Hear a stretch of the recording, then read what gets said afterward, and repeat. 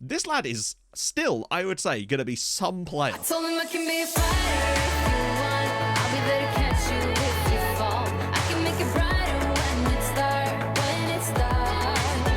I told him I would do it all for you, and I know you do it for me too. I can be a fighter if you want. Hi guys, and welcome back to another episode of Survival Specialist with Blackburn Rovers. If you've been enjoying it, of course, drop a like. That would be most helpful. So, I thought we'd start off just on Alexander Norberg, a man who's really done fantastically well since we came in. Now, he's only just overperforming his XG a little bit, but that's kind of what you want from a striker. But the fact is, he only has 12 finishing and 11 composure, and he's a leading championship player. So for him to have actually scored the way that he has, I love that he's got attempts overhead kicks as a trait. That's amazing. Does not move into channels. I mean, yeah, he's not the most mobile. He's not super slow, but he's more of a big, strong striker that's going to hold people off. And maybe that helps, really. But he's done well for us, really. I think, what's that, 4-4 since he came? Well, since we started playing him, really. I'm happy with that. Looking at his career as well, started off at Hammarby, went to Milan for £2 million, and actually played for St. Pauli. And Blackburn bought him, I think, at the start of this season. So he wasn't their striker in the Championship last year. I have no idea who was then. For £6.5 million, or nearly 7. And yeah, he's only got 10 in 25. But for a newly promoted side, if you're looking for double figures at your striker, that's about as good as it gets, really, isn't it? Now, a little note on sort of the looking forward. So for those of you that are maybe new to the series or new to the channel in general, and at the end of each of my series, I tend to do a thing. I say tend to, I always do. A sort of thing where we basically sim, like as far, I mean, reasonably, like usually 20, 30, sometimes more years into the future. And then we go through and look at all the sort of stars from the series and what happened to their careers, any youngsters, all that sort of jazz as well. Now, over the last, I've been doing it for the stream ones, I've been doing it live. Now, I'm actually going to do this. The Survival Specialist / Outcast to Icons looking forward will be live, because that way we can go through all the stuff together, but also it will allow you guys to look up stuff in the database yourself about teams that you like, players that you like, anything really, see how your club did and all that jazz. So that's going to be, I think it's what, Tuesday today? That's going to be next Thursday, 11 a.m. till like 3, maybe longer, honestly. We'll have a great time with it. It's going to be, I'm looking forward to it tremendously, because there's going to be so much stuff, because the database is so damn big. Now, don't worry if you can't make it to that. It will be uploaded in full on this channel as well, the whole live stream with all of that stuff as well. So do not worry. And if you want to, like, preemptively, if you haven't already gone and followed on Twitch, then hey, the link is in the description. Join us over there for that. We'll be doing the Africa one for the Twitch save on the Tuesday that week as well. So I'm excited about that. Now, today we play Leicester City away from home. Now, there was some midweek games in between. Brighton beat Crystal Palace. So again, Palace seem to only be able to play well against the really big sides. They put 5 past Man United, 5 past Liverpool, but then they lost 2-0, was it 2-0 or 2-1 to West Brom, 4-2 to us, and now a 2-0 to Brighton as well, although Brighton actually are now top half, I suppose. Bigger results elsewhere, though, is Leeds didn't win. They scored a 90 or an 87th minute, what they assumed probably would have been a winner, but then more for West Ham bailed us out, really, which is huge. And then Derby and Norwich drew, although they're kind of falling away a little bit now anyway. So we now have games in hand on both Palace and Leeds. Both us and West Brom do as well. So this is good news. In other good news, a lot of our teams should now be back and ready to go, which makes me excited, except for Max Flischer, who we already expected was going to be suspended. But it's fine, because Pato should be, I mean, he was... remains some way short for, is he worth playing? But who the hell else are we going to play in there right now? Manzour, maybe? I don't know, I feel like I kind of want to risk Pato for this one. Chetin Kea, he is available to play again now, but I still want to give Jean one more chance here, I feel like. And Norberg, for me, has firmly won his place in the middle. So everyone else, totally fine with that. Fenton through the middle, you love to see it. Hopefully, we can sort of get ourselves back going again after that relatively disappointing result against Brighton. One of the things I'd say is, also, notice how Leicester, their form is not good either, although they did get that win in the last game. When we were, particularly at Albacete, I found that our away form generally wasn't very good. I think we lost almost all our away games there. And even when we were at Heidenheim, I noticed it was really that strength of our home form that was what saw us through. Obviously, with Den Haag, we were just fantastic for the general. Oh, speaking of Den Haag, they went out of the Europa League, sadly, in the end. They lost 4-2 on aggregate to Anderlecht in the second knockout round. I think they lost 2-1 both home and away. But still, they're giving a team like Anderlecht a run for their money is not bad when you consider that currently RDO still sit 14th in the Dutch leagues right now. So they're looking like they'll probably stay up for another season and have had a nice little trip to the Europa League. So They'll have gained a lot of extra money as well just from winning games there and qualifying for stuff. So that's kind of nice for them. Maybe that'll give them a bit of a nest egg that they can build on in future seasons. Who knows? West Brom away at Arsenal today too, which is even better for us because that's going to give us a great chance to potentially... Oh, Christ. Whoa. A great chance to potentially overtake them should they lose, and we would only need a draw, although we needed that last time, and you know how that went. Well, 17 minutes, it's been a bit stagnant so far. We're controlling the possession like we tend to, but haven't really seen a lot more out of us since then, really. We seem to have... currently, anyway, picked up kind of where we left off against Brighton, unfortunately. Oh, a bit of luck maybe with the bounce. And Norberg! Brilliant strike and a brilliant save from Benitez. That's the kind of little, I don't know, maybe we just need like a goal, even a lucky one, just to kind of get the confidence back and get us going again. Because we just seem to have lost our momentum currently. And hopefully, we don't let this slide continue, particularly as we have to play Arsenal next, away from home. Which, I mean, hey, we could win any game, of course. But, yeah, you'd expect... Oh, that's better from us. You'd expect us to possibly lose that, and I don't really want to have 3 straight defeats on the bounce, as opposed to 3 straight defeats not on the bounce. You know what I mean? It's not the easiest of games in hand by any means, but nevertheless, it is a game in hand. Simon Jan picking it up, driving up people. He's got 3 players around him. Can he just hold onto the ball for a second? There we go. Nice work, Jan. It's a good ball from Pato as well. Lopez now out on this left-hand side. Norberg started strongly so far for me, so that's good. Gunderstein blocked, but come back for Junji. This is better. Bit of space for Pato. Nice, using those overlaps. This is what we weren't really doing that much against Brighton. Clement, Norberg, loads of space, and Lopez, and a good save from Benitez. Happy with this first 25 minutes from us. We've definitely been the better side so far. Leicester have only had the 1 shot, but we've not really been as free-flowing as... Oh, well, hang on. Wait, did I not put Henderson back in? That was stupid of me. That was very stupid of me. I forgot that Henderson was available again, and I didn't do a selection advice for once. I do those so often, I just assumed I'd done it. That's disappointing for me. Hopefully that doesn't cost us. Not that Henderson is that much better than Kevin Bragg, really.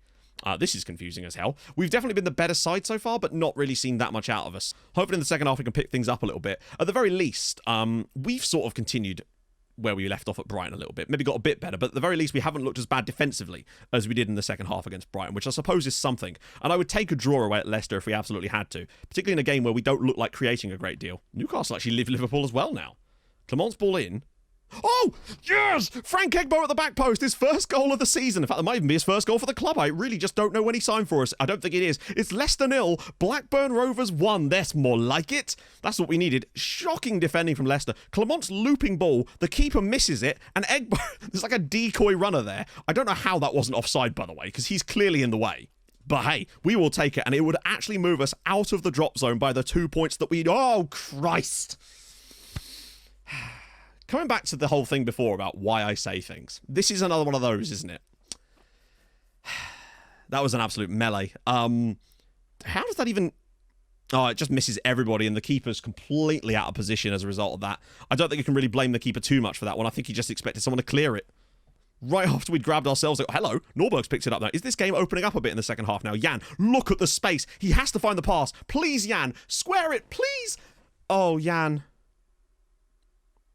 Bearing in mind, we have it set to dribble as little as possible and find passes like that. He has to square that. He has 2 players completely cleaned through. If he just slips that across, one of them basically has a tap-in at the other end. Oh, we better not concede off this now. Fenton. Good ball out wide for Mamer. He's going to shoot. I think the angle's too poor. And whoa, Sua's got it. I don't think this is done yet. And it's cleared away. Thank goodness for that. It's not the end of the world. We can take the lead again. We did it once. We can do it again. We've been good enough as Lopez is the one on the end of it. And I'll tell you what, if anyone deserves a goal from playing in this team since we took over, it is Vicente Lopez. And we are back in front here at the King Power. And that is, I think, a pretty justified lead for us to be taking there. And it would move us, once again, back. Oh, no, well, that's West Brom. They've fallen behind against Arsenal. This is a big chance for us now. Great ball in. Lopez with a little stooping header, and it's 2-1. Thank goodness for that. This would actually move us 3 points clear of the drop zone potentially and really drop West Brom in it. I think we're in a good spot to win this. There's been very little threat from Leicester, really, other than the goal we basically handed them on a plate. Oh, I'm still annoyed that Shan didn't pass the ball, though. We could have had this lead earlier than that. Norberg, good block. And Shefik's strike as well, saved by Benitez. They keep telling me to take off a Leicester City player. It's like, assistant, I don't think you understand how this works, mate. Newcastle get a second goal against Liverpool, who are somewhat bottling the title at the moment, it would seem. Losing to us, Palace, and Newcastle, all within the last 5 games. Kinsey to take the free kicks. A nice ball in, actually. And whoa, you might get this back. Though he's backed away from it for reasons unknown to me. Jose Guillermo. Do not let them score off this, or I'll be very annoyed at you, Kinsey. Brilliant tackle from Gunderstein. Just 3 more minutes. See this out. Even a draw would actually take us out of the relegation zone as things stand, but, you know, wins are better than draws. Imagine that, eh? News just in. Wins better than draws.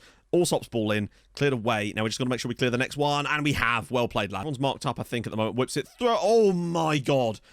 Junji with a brilliant clearance, because I think that's a tap-in for Guillermo. It's an absolute tap-in if he doesn't make that clearance. It's easily 2-2 there. Brilliant defending from him. And actually, Kinsey, Norberg, can he put the ball back to him? He does. Kinsey! Good save from Benitez there, denying us another 3-1 victory there. And I think that's going to be the last proper kick of this match, and we are going to win at Leicester City. That's huge. I honestly thought we'd balls it up entirely when we gave them that free goal, but it looks like that is going to be the final whistle. And hang on a minute, what? Oh, thank God for that.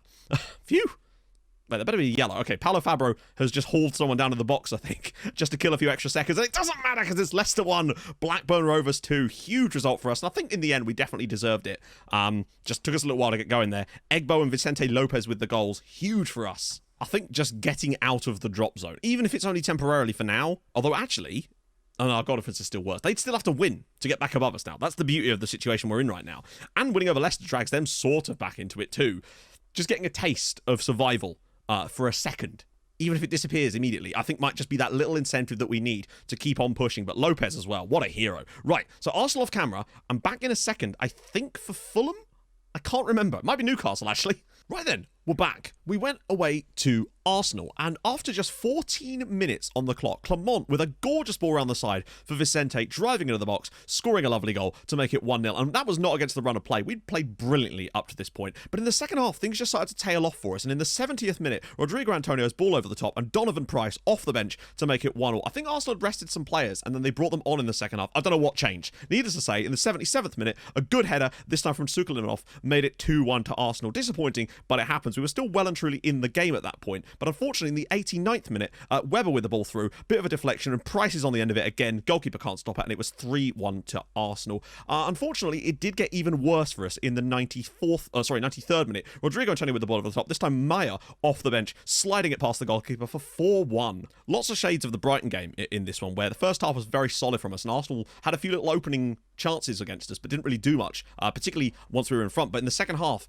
we still held on for the most part, and things were still looking pretty much okay, really up until the 70th minute. But once Donovan Price came on, I swear he didn't start this game, everything just sort of changed for Arsenal once their substitutes came in and just tore us apart, really, towards the end of this one, ending up 4-1 winners. Now, at the end of the day, it doesn't actually harm us too badly, as we do still sit 3 points off the relegation places. Goal difference-wise, not particularly ideal, as it does start to slow us back into the clutches of West Brom. Thankfully, they lost 5-1 to Manchester City on the same match day, so at the very least, that's the situation. However, if we'd have managed to hang on to that 1-0 victory, we'd have found ourselves on 35 points and would have been 6 clear with 6 games to go, and I would have said pretty much looking safe at that point. Not safe, but like pretty safe. Whereas now, it's still kind of up in the air if we were to have a couple more bad results. It's definitely the worst we've played. Actually, it's not even the worst we played, it's just how it's gone. But still, plenty of games to come.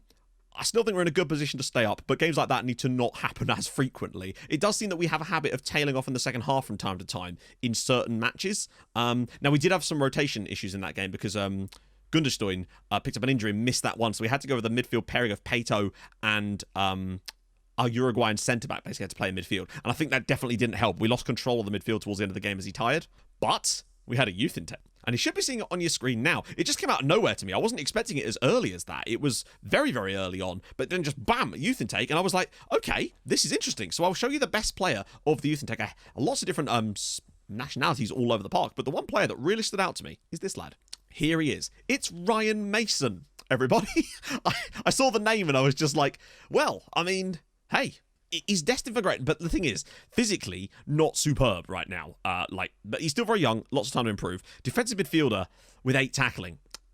He's very much not a defensive midfielder, as you can see from his poor marking positioning as well. If anything, were I to be playing him like long term, and I certainly wouldn't play him as a centre back, my God. Although maybe as a libero, you never know. Ooh, let's see what he's like. Oh, okay, apparently not. I would probably be retrading him to play in central midfield, really, because he's got great passing, more of like a deep line playmaker there, but where the prioritisation isn't really on the tackling, to be honest, because I just wouldn't trust him. Maybe it's like I don't know, Segundo Volante or something, but yeah, for me, with those defensive attributes, not spectacular, but great determination and resolute. This lad is still, I would say, going to be some player. I just think it's kind of nice that he's called Ryan Mason as well. 6 games to go. 3 points clear now, looking good. Had a few sort of blippy games in there, but winning away at Leicester was huge. I really do think that was massive for us, because we didn't look spectacular there, but we did the job still. At home to Newcastle now, our home record has been relatively solid. Our 2 defeats so far have come on the road, which is, I guess, a good sign for what we could mean for our home record. Did manage to get a win of that little away run of games. So West Brom host Fulham today. That could be a chance for them potentially, but then it's a chance for us in the same boat. Palace host Leicester to go with it as well. Leeds United host Derby. This feels like one of these match days where a lot of things, Norwich even host Brighton here too. So I think there's going to be a lot of points gains around this area, and we have to make sure we're one of them. Now, I don't know how we're doing as far as, they keep wanting to put Taplovic in, which is a weird decision from my assistant there. Now, is Gunderstood? Yeah, he is back, which is fine, because I do not want to be playing that system again. Not the system, but the Manzur just did not help himself there. And Flischer is available again as well, which is good news. Henderson's back in. Excelente. Jan, Clement, Lopez, Norberg. Lovely stuff. That right there should do the trick for us, I hope. Like many teams down there, Newcastle have done all sorts. James Eaton. Hang on a minute. No way. Yep. This is the guy that was on loan at Cambuur last season, and he played against us in the cup final for them, and did very little, honestly. How the hell? Look how good he is. It's insane. 9 goals in the league for Newcastle this year as well. He is going to be dangerous, I sense. I think just keeping him quiet is going to be our biggest task today. I just think the main thing was getting out of that drop zone and putting things back into our own hands. The Arsenal result did perturb me slightly with the way that we sort of failed off towards the end, but then really, it's, wow, 4 straight wins for Newcastle under Eddie Howe. Wow, Eddie Howe's still managing. Okay, that doesn't bode well for us. But still, just having it in our own hands is so damn important. But a West Brom win today could change that. And, well, if we lost. But, I mean, so far, our home record has been spectacular. Just good wins pretty much across the board for the most part. Hopefully, we can continue that again today. But Newcastle's 4 consecutive victories doesn't bode well. Opening 6 minutes, we haven't really seen much from us, but we have apparently had a few little shots just testing the waters, it would seem. Eaton is going to be the key man for Newcastle. If they're going to have a chance against us here, it's going to have to come from him. So if we can just isolate him and keep him in these areas, really. If he's not in a shooting position, that... Oh, God, he's actually got all the way through. Okay, good. Good block. Well played, lads. That's he is worryingly good here, though. Palace take the lead against Leicester City. My eyes are really just on that West Brom game. A massive favour could be done for us if they just don't win and we're able to even get a draw and they lose would push us 4 points clear. I'd rather win, obviously. Good ball through, and Henderson plucks it out of the air. Looking long this time, and Norberg... I suppose the target man elements of Norberg actually could help us with some of these long balls out, but once again, we've retreated a bit too deep here. Petrarca, that's a great strike, and Henderson catches it off the post. I don't really want to have... If we were to lose again, I would start to be a bit concerned, but Lopez's header is well saved by Forrest. Okay, this is good from us. Norwich City lead Brighton. I don't think it makes much difference in the grand scheme of things. They'd need to win an awful lot to make much happen there, but still, I'd rather them not get themselves back into this battle at the final moments if it's all the same. The game is sort of going to and fro at the moment. We had a good spell, they had a good spell. It seems to be back in our side at the moment. That's better. Get into that key area. Around the side for Lopez. Can he get the shot away? Yes, he can, but it's well saved by Forrest. On his slightly weaker right foot there, Lopez. But hey, good effort nevertheless. And it's 2-0 to Crystal Palace. They're going to put another 5 past someone out at complete random. As Egbo's header is well saved. He's driving all the way across as Derby take the lead away at Leeds. That's really good for us, because it brings Leeds back down into it. But both the sides in the relegation zone below us and West Brom are actually winning. Around the side for Jan! Big save from Forrest again. Right, okay, we need to make this dominance count. Lopez can deliver another one. Maybe Egbo can get on the end of it again, and he does, and Forrest tips it over. Right, the pressure's really building for us now. Although what I would say is Norwich, with that victory, would put themselves quite a lot back into this battle again. I think we've definitely been the better side, but still not really emphatically that good right now. But still, not losing, which is key. Yeah, with that other win that Norwich had against West Ham, they have started to dig themselves out of the hole a little bit, and maybe they're a surprise package. I hope not. West Brom did sack Steve Cooper, and there you go. Fulham, through Joel Neal, take the lead against West Bromwich Albion. That is big for us, and a huge tackle from Marcus Antonio. It's just not enough movement. There we go. Marcus Antonio with a bit of movement finally. Back for Pato. Pops it through, and Lopez is surely offside. Yes, he's missed the target anyway. God, look at that. Gunderstein. The determination to get on the end of that, and Norberg's going to have a chance here. Alexander Norberg has got a chance, and he has to do better with that. That all came from Gunderstein, brilliantly just firing himself in there and getting the ball, but the pass was good. But Norberg really does need to be fit. That's probably one of the best chances he's had all season. Oh, it's flicked off the post as well from Egbo. 3-1 to Fulham now. West Brom got a quick one back, but Fulham have immediately returned the lead as Egbo's headers over the bar. West Brom have got another one back. It's now 3-2 at the Hawthorns. I would really like it if they don't turn something magical around there, particularly with us playing as well as we are without actually managing to score a goal here. Norberg's not really made a very intelligent run that time, but it's going to come to Marcus Antonio, showing us a bit more industriousness on this right-hand side. It's a big tackle on him. Whipped in. Norberg's flick on header is just wide of the post. Also, just noticed that the guy that scored for West Brom is Rafael Bustos, the guy that used to play for Sampdoria and absolutely destroyed my Sassuolo team almost by himself one time. So he's quite the striker that they've got there. Potentially. He kind of runs a bit hot and cold. Bonadorian run the side from Milanovic. And it's a good save from Henderson, actually. And Newcastle could have maybe nicked it there. I mean, I think we're not going to win, which is a shame because I think we've actually played well enough to get the result here. But at least elsewhere, West Brom are going to lose at home in a winnable match and will actually see us extend our gap to 4 points, I think. Unless something's gone in that we just don't know about. I think we should have won that game. How this finished 0-0, I think we had enough chances to see this game over the line. Just couldn't quite take them. Norberg had that brilliant chance off the Gunderstein pass, but it is what it is. Let's just make sure there's not been any late goals, because you know what it's like. Sometimes those things can be delayed. Okay, good. Okay, good. Phew. Okay, so they didn't manage to find another goal. Thank goodness for that. Derby winning against Leeds. And they sort of get themselves in it, but they're still 6 points behind us, most importantly. Thankfully, Norwich didn't win. That's the big one. Norwich throwing away that win against Brighton, that could have put another team potentially in the radar there, and thankfully I think that keeps them now, 7 points behind us? I think they're probably not going to catch us without some ridiculous results in there too. And West Brom, most importantly, losing. Our draw, it's not the best result for us, particularly as I think we could have won that, but still, we're 33 points from 33 games. If we could get to 38, I think that'll be fine. The record has sort of started to tail off a little bit after the really impressive start with the 3 wins in a row. And we have only now won 1 of our last 4. But we have played they've not been the biggest result. I mean, still, we got the result. I think the key one was the win at Leicester. I think if we lose at Leicester, then this result starts to look a lot worse and we start to just sort of flail a little bit. But just getting that result with the Vicente Lopez goal has been huge for us. The 4-1 against Arsenal and then a 0-0 there isn't ideal. But next up, we actually host Fulham, who just beat West Brom. Maybe we could do what they could not, and hopefully go from there. Obviously, there's City in there too, but then there's Everton away, who are an extremely good side. Our run-in is not actually that easy when you look at it. City away, who are first. Everton away, who are second. Wolves at home, who are 11th, but are a good side. And then West Ham at home, who are 10th. Those final 2 home games, I think, are going to be huge, because I think that Everton and Man City away are going to be extremely tough to get anything from. But then again, we won at Anfield, so who knows? Anyway, if you've enjoyed this episode, and I really hope you have, drop a like, that'll be tremendous. If you're new to the channel, subscribe too, that'll be fantastic as well. And I'll see you guys tomorrow for, well, I guess there'll be Fulham and Everton and all sorts of stuff in there. So I'll see you guys soon. Thank you so much for watching. Hold your gun. Capybara. Bye-bye.